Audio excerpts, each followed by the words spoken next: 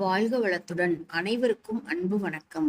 எல்லாம் வல்ல இறைவனின் திருவடிகளை போற்றிப் பணிந்தும், யாதும் ஊரே யாவரும் கேளிர் தீதும் நன்றும் பிறர்தர வாரா என்கின்ற கணியன் பூங்குன்றனாரின் நிறைமொழியோடும் இன்றைய சிந்தனை பதிவினை வழங்குகின்றேன். வைகறை வைரங்களில் இன்று நாம் காணவிருக்கும் சிந்தனை பதிவின் தலைப்பு சாக்கிய நாயனார்.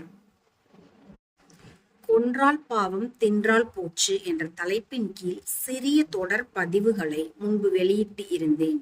அந்த தொடர் பதிவுகளின் முடிவில் சேக்கிழார் கூறும் வினை கொள்கை என்னவென்று மற்றொரு பதிவில் விளக்கி கூறுவதாக உறுதி அளித்திருந்தேன். எனவே இன்றைய பதிவு அவ்வுறுதிமொழியை நிறைவேற்றும் பதிவாக அமைகின்றது.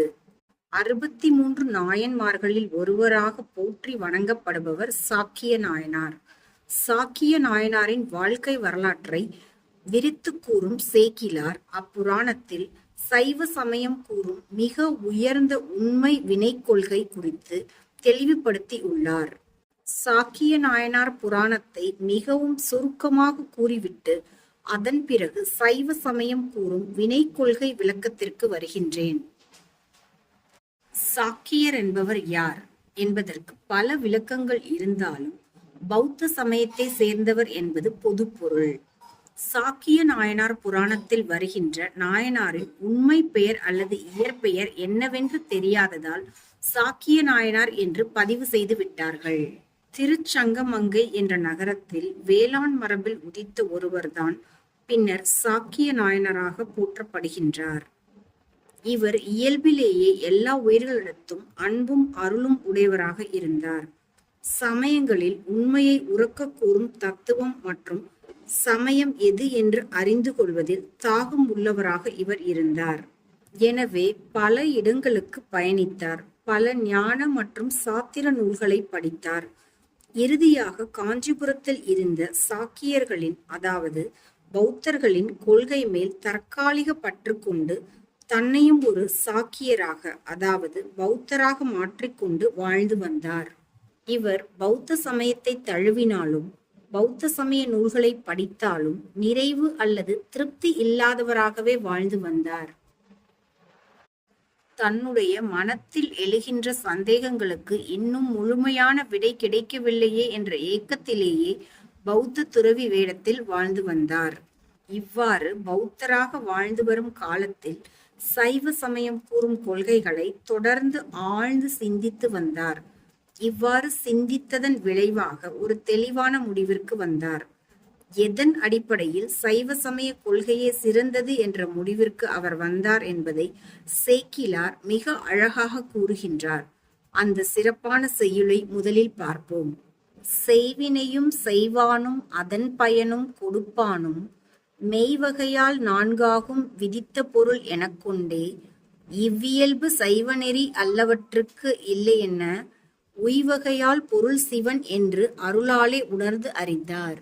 மேற்கண்ட செய்யுளில் சைவ நெறியே உண்மை நெறி என்பதை சாக்கியர் உணர்ந்தார், தெளிவு பெற்றார் என்று சேக்கிழார் கூறுகின்றார். அந்த செய்யுளில் கூறப்பட்ட சைவ நெறி என்ன? உறுதிப் பொருட்கள் 4 என்று எதை சைவ நன்னெறி கூறுகின்றது என்று பார்ப்போம். 1. செயல்கள் என்ற செய்வினை என்று ஒன்று உண்டு, அதாவது கர்மம் என்று ஒன்று உண்டு என்பது முதல் நெறி. 2. செய்வானும் உண்டு, அதாவது அந்த கர்மத்தை அல்லது செய்வினையை செய்யும் கர்த்தா ஒருவன் உண்டு என்பது இரண்டாம் நெறி. இங்கு வினைகளில் ஈடுபடும் உயிரினங்கள்தான் கர்த்தா, இந்த கர்த்தாதான் செய்வான்.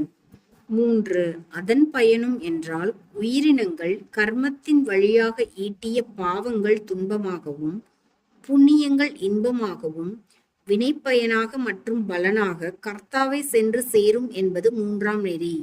4. கொடுப்பானும் என்றால் ஒரு உயிரினம் கர்மத்தின் வழியாக ஈட்டிய பாவ புண்ணியங்களை முறையே துன்ப இன்பங்களாக மாற்றி அந்த உயிரினத்திற்கு கொடுப்பது சிவம் என்பது 4ஆம் நெறி. வினை கொள்கையின் சாரமான தீதும் நன்றும் பிறர்தர வாரா என்பதை வலியுறுத்திய பௌத்த சமயம் வினை விதைத்தவன் வினை அறுப்பான் என்ற கொள்கையை ஏற்கின்றது. ஆனால் இறைவனின் இருப்பை ஏற்க மறுக்கின்றது. பௌத்த சமயத்தின் கூற்றுப்படி பாவ புண்ணியங்கள் உயிர்களுக்கு உண்டு. இன்பத் துன்பங்கள் உண்டு. இவைகள் உயிர்கள் முந்தைய பிறவிகளில் ஈட்டிய வினைகளுக்கு ஏற்ப அந்தந்த உயிர்களை சென்று சேரும் என்பது வரை மிகச் சரியாகவே கூறினார்கள். ஊழ்வினை உறுத்து வந்து ஊட்டும் என்று உறுதியாக கூறிய இவர்கள் முக்கியமான ஒன்றை மட்டும் கவனிக்க தவறிவிட்டார்கள். அதாவது, வினைகள் என்பன அறிவற்ற சடப்பொருட்கள். சடப்பொருட்களான வினைகள் எப்படி வினை செய்தவனையே தேடிச் சென்று மிக சரியாக சேருகின்றது என்று சிந்திக்க மறந்துவிட்டார்கள் மற்றும் மறுத்துவிட்டார்கள். மண்தான் குடம் தயாரிப்பதற்கு மூலம் என்பதை எவரும் மறுக்க இயலாது. ஆனால் மண் தானே குடம் ஆகிவிடுமா? ஆகாது. ஏனென்றால் மண் என்பது ஒரு அறிவற்ற சடப்பொருள். அறிவுடைய குயவன் ஒருவன் மண்ணை பிசைந்து குடம் ஆக்குகின்றான். குயவன் இன்றி குடம் இல்லை. இதுபோல வினைகள் அறிவற்ற சடம். இந்த அறிவில்லாத வினைகள் தானே அந்தந்த உயிர்களை சென்று சேர இயலாது. எனவே இதை நிகழ்த்துவதற்கு இறைவன் என்ற பேரறிவு பொருள் இருந்தாக வேண்டும் என்பதுதான் சைவ சமயம் கூறும் 4வது நெறி. இதைத்தான் சேக்கிழார் தன் செய்யுளில் கொடுப்பானும் என்ற வார்த்தையால் கூறினார். கொடுப்பான் என்றால் உருவாக்குபவன் என்று பொருள் அல்ல, ஊட்டுபவன் என்று பொருள். இவ்வாறு வினை கொள்கையை மிக தெளிவாக கூறிய சைவ நெறியே சிறப்பான நன்னெறி என்று உணர்ந்தார் சாக்கியர். இந்த உணர்வு அவருக்குள் இருந்து எழுச்சி பெற்று கொண்டே இருந்தது. இத்தகைய உள்வுணர்வுடன் ஆனால் பௌத்த துறவி என்ற புற அடையாளத்துடன் வாழ்ந்து வந்தார். நாளடைவில் சாக்கியரிடம் சிவத்தின் பால் அன்பு பெருகியது. ஆனால் அவர் அதனை வெளிக்காட்டிக் கொள்ளவில்லை. புறத்தே இருந்து பார்ப்பவர்களுக்கு அவர் ஒரு சாக்கியர் அல்லது பௌத்த துறவி. ஆனால் உண்மையில் ஆழ்மனத்தில் சிவத்தை நேசித்த சுத்த சைவர். நாட்கள் மெல்ல மெல்ல நகர்ந்தன. எப்போதுமே சிவ சிந்தனையில் இருந்த சாக்கியர் ஒரு நாள் தான் நடந்து செல்லும் பாதையில் வெட்ட வெளியில் சிவலிங்கம் ஒன்று இருப்பதை காண்கின்றார். சிவலிங்கம் கண்ணில் பட்டதும் அவரையும் அறியாமல் உள்ளத்திலிருந்து அன்பு பீரிட்டு எழுகின்றது. சிவலிங்கத்தை வணங்க வேண்டும், பூசை செய்ய வேண்டும் என்ற எண்ணம் மேலோங்குகின்றது. தான் பௌத்த சமய சின்னங்களை அணிந்திருக்கின்றோம் என்பதையும் மறந்து பூசிப்பதற்காக பூக்களை அங்கும் இங்கும் தேடினார். சுற்று வட்டாரத்தில் மரங்கள் ஏதும் இல்லை. ஆனால் அந்த ஆலயத்திற்கு அருகில் ஏராளமான அழகான கூழாங்கற்கள் குவியல் குவியலாக கிடந்தன. உடனே அந்த கற்களை பொறுக்கினார் சாக்கியர். இக்கற்களை பூக்களாக பாவித்துக்கொள் என்று கூறி சிவலிங்க திருமேனி மீது வீசி எறிந்தார். அர்ச்சனை மற்றும் சிவபூசை செய்துவிட்டோம் என்கின்ற திருப்தியில் சென்று விட்டார். இந்த நிகழ்வு ஒரு நாள் அல்ல, 2 நாள் அல்ல, தினந்தோறும் நிகழ்ந்து வந்தது. ஒரு நாள் சாக்கியர் கல்லெறிந்து சிவபூசை செய்ய மறந்து வீட்டிற்கு சென்று அமர்ந்து உணவு உண்ண தயாரானார். அப்போதுதான் நாம் இன்று கல்லெறி சிவபூசை செய்யவில்லையே என்று உணர்கின்றார். உடனடியாக துடிதுடித்து பதறிப்போய் சிவலிங்கத்தை தேடி ஓடி வருகின்றார். அன்பு மேலிட தன் வழக்கமான கல்லெறி சிவபூசையை நிகழ்த்துகின்றார். உடனடியாக வானவீதியில் சிவபெருமான் அம்பிகையுடன் ரிஷப வாகனத்தில் சாக்கியருக்கு காட்சி தருகின்றார்.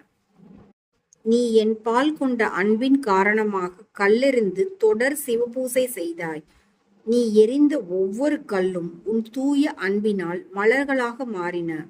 உன்னுடைய அப்பழுக்கற்ற அன்பினையும் இடைவிடாத சிவபூசை செய்யும் உள்ள உறுதியினையும் கண்டு வியந்தோம் என்று அம்மையப்பர் கூறி, இனி நீ இப்பூவுலகில் இருந்து கழிக்க வேண்டிய வினைகள் என்று ஏதுமில்லை என்பதினால் சிவலோகம் வந்தடைக என்று கூறி மறைந்தார். ஒரு சாக்கியர் அல்லது பௌத்த துறவி சிவம் என்ற பரம்பொருளை உணர்ந்த விதத்தினையும் சிவலோக பதவி பெற்றதையும் சேக்கிழார் கூறிய முறையில் உங்களிடம் பகிர்ந்து இருக்கின்றேன். சாக்கிய நாயனாரின் கதையை விரித்து கூறுவது என் நோக்கம் அல்ல. சாக்கிய நாயனாரின் புராணத்தின் வழியாக சைவ சமயம் கூறும் வினை கொள்கையை விளக்கி கூறுவதுதான் என் முதன்மை நோக்கம். நாம் நம்முடைய மனம், மொழி, மெய்களால் செய்த நல்வினைகள், தீவினைகள் அனைத்தையும் நம்மிடம் கொண்டு சேர்க்கும் நடுநிலையாளன் சிவம் என்று உணருங்கள். நாம் இன்று அனுபவிக்கும் இன்ப துன்ப நுகர்ச்சிகளை நமக்கு ஊட்டிக் கொண்டு இருப்பவன் இறைவன்.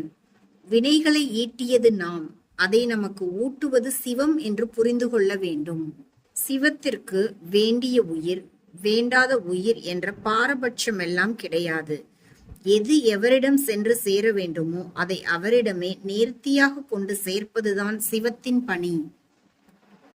எனவே நாம் இன்று அனுபவிக்கும் இன்பத் துன்பங்களை சிவம் உருவாக்கி வழங்கவில்லை. நாம் ஈட்டியதை பொருத்தமான காலத்தில் பொருத்தமான அளவில் சிவம் பகிர்ந்து அளிக்கின்றது என்று புரிந்து கொள்ள வேண்டும். சிவம் என்ற பேரறிவு பொருள் இல்லையென்றால் போக நுகர்ச்சியில் குழப்பங்கள் அதிகரித்துவிடும்.